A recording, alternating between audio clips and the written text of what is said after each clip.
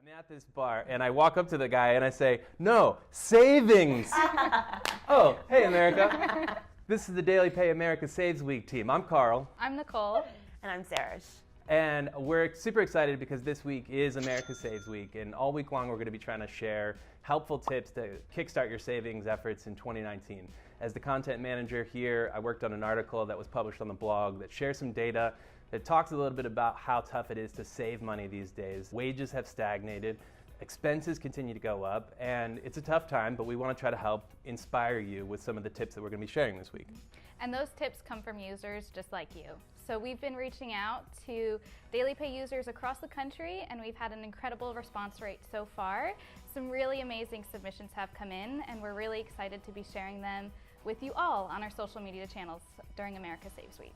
So we're so excited, and make sure you tune in the rest of this week on all of our social media channels, including Twitter, Facebook, Instagram, LinkedIn, and be a part of this America Saves Week, which is such an important cause. We're really excited.